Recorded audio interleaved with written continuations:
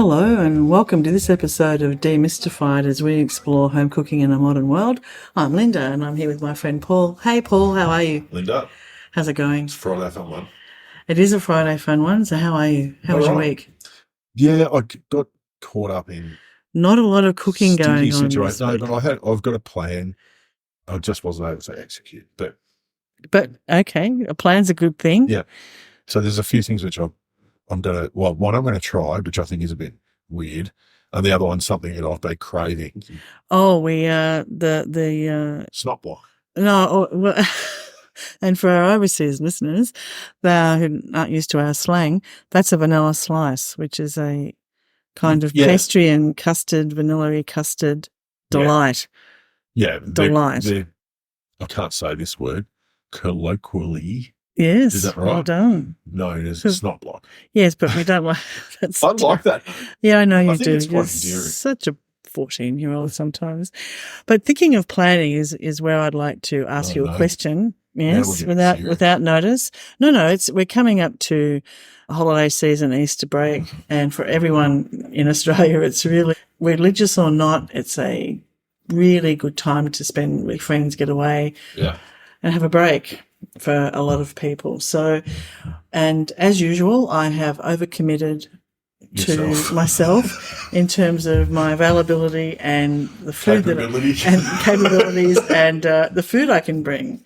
So I was thinking, I've promised quite a few people that I would make hot cross buns. Okay. Yes. And then the lovely Brennan and Simone with their two little ones.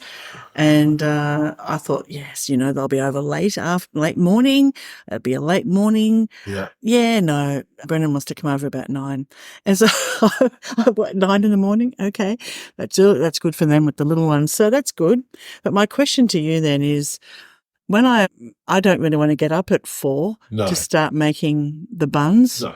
So is there can you make it to a point and then put it in the fridge overnight to... So half the beauty, I know when you're doing, so you don't have to get up. So I don't have to get up quite so early. And I want to involve the 2-year-old in helping me glaze them and be part of it. Oh, right, okay. So I want to have part of them, finishing off cooking when they arrive. Yeah. To make him sort of feel, part of it.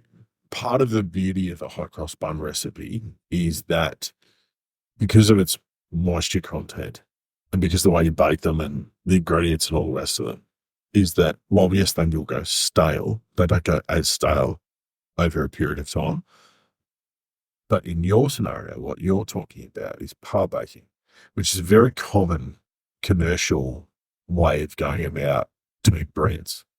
So what you would see sometimes at supermarkets is you go into, and I'm just saying supermarkets because that's where you actually see it most, but you go into the bakery section and you've got a whole heap of fully baked, ready to go breads, baguettes, and all manner of different things.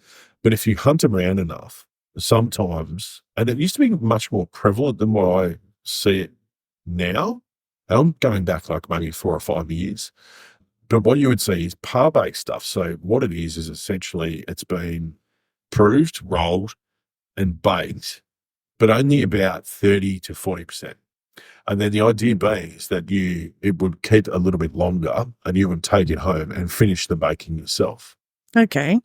So to answer your question, yes, give it a go. Absolutely. Well, I wasn't even thinking of par baking. I would. Okay. Oh, well, that's then where we're going with it, because I was thinking, could I make the dough and leave the dough to prove overnight in the fridge? The problem that you're going to have with doing something like that is, while in like sourdough world, right?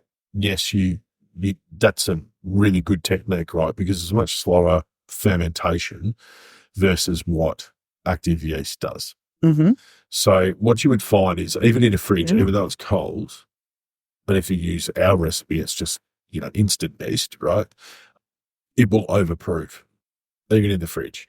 Okay. So what you're better off doing is the day before, make the dough, prove it, and then I can't remember what the bake time is, but let's say, I think it's about 22 minutes, maybe 25 minutes or something like that. I can't remember the total bake time, but I would halve it and then scrape off another couple of minutes. And so what you're doing is essentially you're setting the dough. It's set, but there's no color. The dough's kind of pretty much cooked on the inside, but it's not finished. Okay, yeah. So probably half.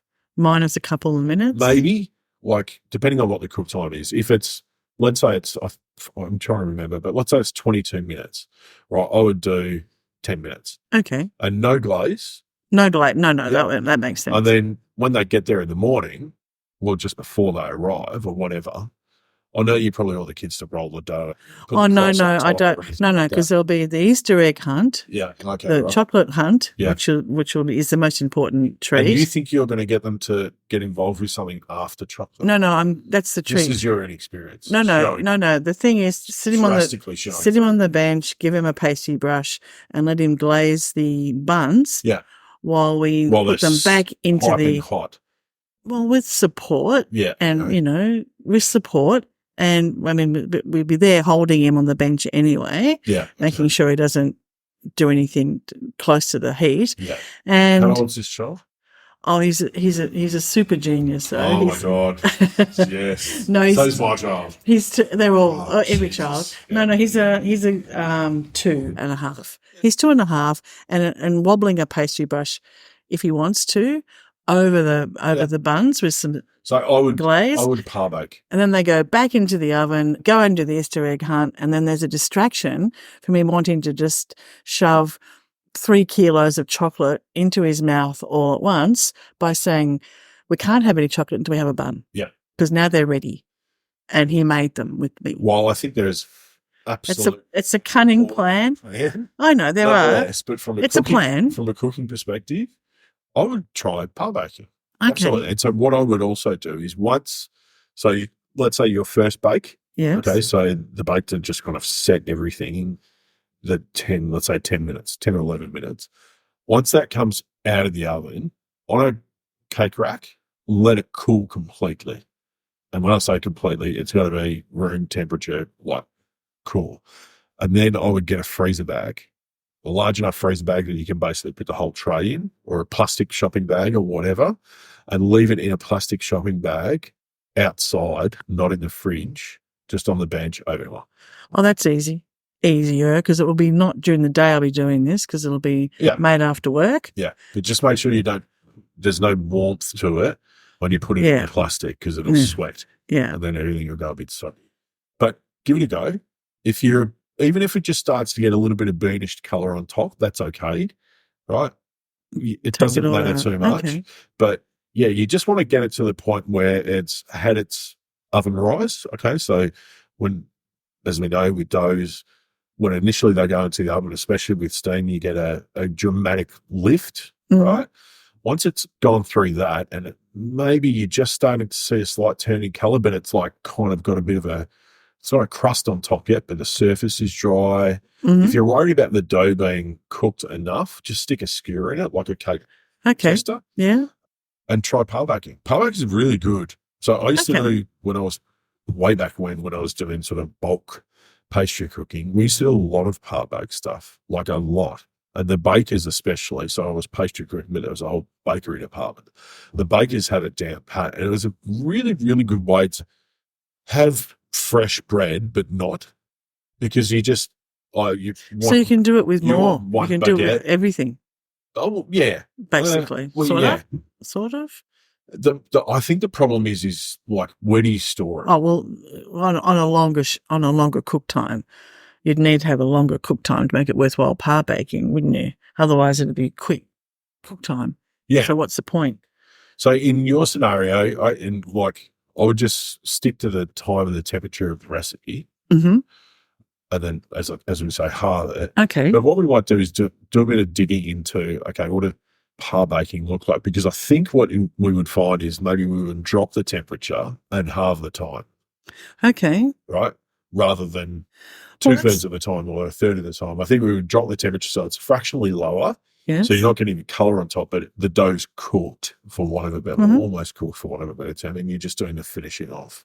I can't remember what the bakers used to do, but they had it like nutted. And it's a really good way to have bread in the house, but not have to Yeah. dough from scratch and all the rest of it. So we might do some part stuff. Well, I think it's a good research idea. because I don't need to know the final answer, Paul, until Thursday before I knock off. Well, I'm not doing this.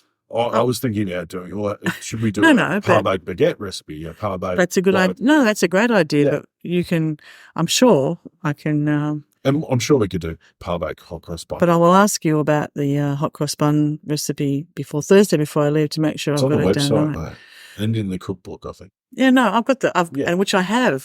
Did you buy it? Which I have one. Did you sign it? No. No, you didn't. Well, what? You wrote it sort of as well. Yeah, but anyway, we won't go there. Cookbook's available, people, just so you know. And it's in the new abridged version with all the converted temperatures and further notes and explanations and all the rest of it. There's one other topic which probably I might say for next week that I wanted to bring up so you remember and I don't have to remember when we get to this time. Oh, you know that's a danger, don't you? Although next week's Good Friday. So we're going to be doing it on Thursday or Wednesday. Well, Thursday. Either way, listeners now don't need to know. But we'll work that out later. I was having a discussion with a few colleagues of mine about ambassadors, like brand ambassadors. So I work for a brand, as you know. Mm-hmm. Right. So brand ambassadors for appliance companies. And then the majority of them are generally chefs, right? I've had experience with. Yes, well, we know. Many and varied. Exactly. Everywhere you go, there's a brand ambassador who's a chef. Yes. And we got into quite a detailed conversation about it. And I'm not going to start here, but I'm interested in your thoughts or anyone else's thoughts. Is the celebrity rock star chef thing, because it became a thing, right? So chefs became celebrities for some unknown reason, right? So they did, yeah. You know, I don't know who started it, right? But it is a thing.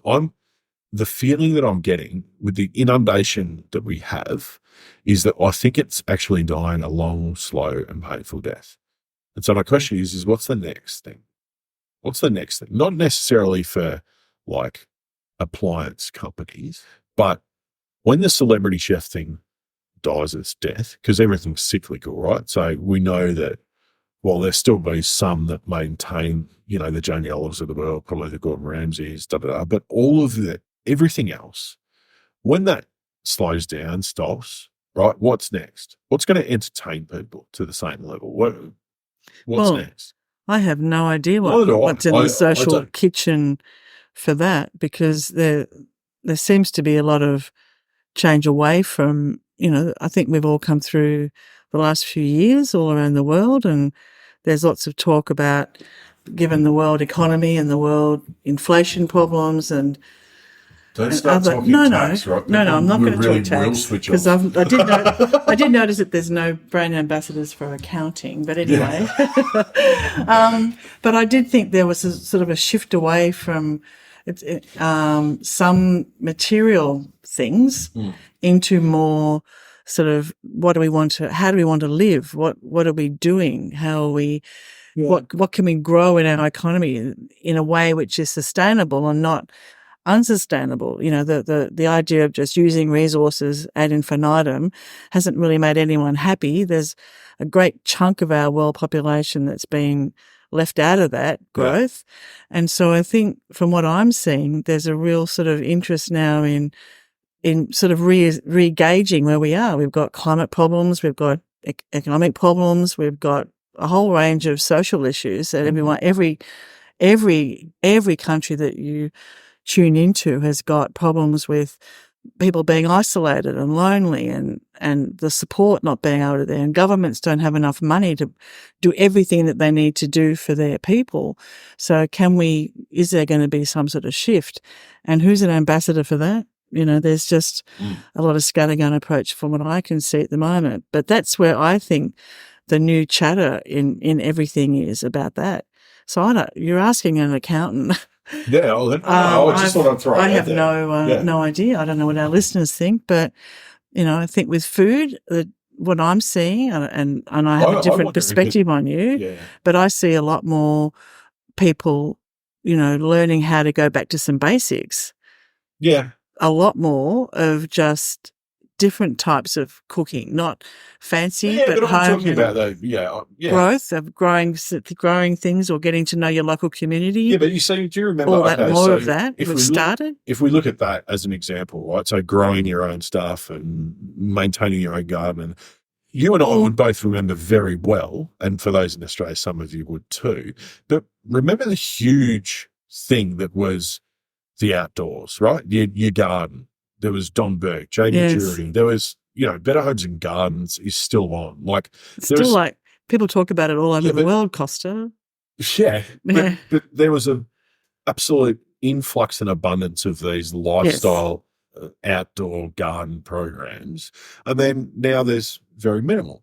And so the comparison I draw is, I wonder if the same thing will happen with cooking. And I wonder what will replace it. No, well, I've got a vague thought. Okay, but I wonder if you might hear it first here, guys. I wonder if it might end up being, and you'll always see chefs go out and they go to the farm and speak to the farmer and da-da-da. But I wonder if the new celebrities or the new rock stars or whoever you want to call it in the food world will become the sustainable producers. So I think that's a really good idea. Yeah, absolutely. How they go about it, how they, whether it be someone growing cauliflower or someone with an aquaculture farm, like who knows, right? But I wonder if they're the next ambassadors for food as a huge broad spectrum. I hope so. Yeah, because I think really it gives hope everyone a different perspective, different understanding. Because yes, a lot of the time you'll see these documentaries and chefs go out to the farms and they talk to the producer, and you see Rick Stein putting on the stupid hat and going and making cheese. That's fine, right? But and I think probably someone like him, he will get some understanding of where the milk's come from. But I wonder if it's the milk producer now that is the next Rick Stein. I hope so. I think that's a really good idea. I think and you've heard it first here, folks, but I think it's a really good idea because that sort of leads into how we can do things differently. Yeah. Getting to know the products, getting to know what we're eating. Yeah. Getting to know where it's come from. And because I think there's enough information out there now how to cook the product. Yeah. And right. So and how has it been? Whatever the ingredient is, like you can Google cauliflower and get 500 million hits on how to cook it, how to roast it, what to do with it. There's enough information, right? But maybe the part that we don't appreciate as much is what does it take to grow a cauliflower? Exactly. Right? Who does it better than anyone? What are the, we look at the different modern trends, but what are the farming's an endlessly interesting subject, and one of the best radio programs on Australian radio is Countrywide, where they go across on the ABC. I know for those we have a station called ABC, and it is the government-funded radio program, but they go Australia-wide and they talk to farmers doing trialling all sorts of techniques, trialling all sorts of ways of farming. And it's so interesting to listen to how an individual farmer doing whatever it is making headway through land conservation, soil conservation, dirt conservation. We have great soil problems in this country with so much dry, arid nature blowing around. We lose an enormous amount of soil in our country. And listen to you, now the soil expert. Right? No, I'm not annoyed. No, not at all. But I certainly listen to Countrywide. Yeah. And but it is something that when you listen, that's a niche program. But that's the thing. But it does show that this show's been going forever. Yeah, I'm sure. But it's wonderful to see this, and you think, well, why isn't that maybe, more of that on telly? Because there's so much information. The farming industry in Australia is absolutely amazing. It doesn't just have to be farming. No, but the whole agricultural. The whole agricultural sector, and some of the innovation that's coming from that sector is amazing. And you're right. I think it's where a lot of interests are, because it does link into all the other things that we have about water, about climate change, about sustainability. So there you are. We've heard it first. Probably wrong. Well, we'll see. Time will tell, won't it? And, we'll see. Yeah, I just think it'd be nice to not see so many chefs on TV. Well, and also the recycling products, which I'm finding interesting. I have a new raincoat that's from recycled plastic bottles, and I've got some shoes that were from I've got a recycled jacket from Zerali from recycled materials as well. And I think that's fantastic that we're finding uses for some of the product that is otherwise just causing such a problem for our community. Yeah, well, I mean, I don't buy a lot of sneakers. I'm not one of those sneaker freaks, but the only sneakers I do buy these days are from recycled materials. Yeah, and so that's an interesting. And I'm not like a no hippie. No, you certainly I still have leather shoes, but you aren't. Like I do go, oh yeah, look, why not? Like, why not? And they're much lighter. They're easy. But you actually feel better buying them, and so I think I do. I feel great when I see. You're easily influenced. I am totally, and I'm the first to admit that. But I thought this is great. What a great product, and how clever it is to do so many different products from their brand out of recycled material. Yeah, but I say go the interest in agriculture and farming and aquaculture, and they should be our next celebrity chefs, I reckon. Well, let's see what we can do to raise it. So there you go. Huge listener base out there. Thanks for listening. And two of you. You are terrible. No, it's way more than that. So thank you everyone for listening. Good weekend. Have a great weekend and happy cooking. Till next time. Take care, everybody. Bye. Thanks for listening to this podcast as we explore home cooking in a modern world. We'd love you to subscribe, and for more information, please go to our website, cookingwithsteam.com.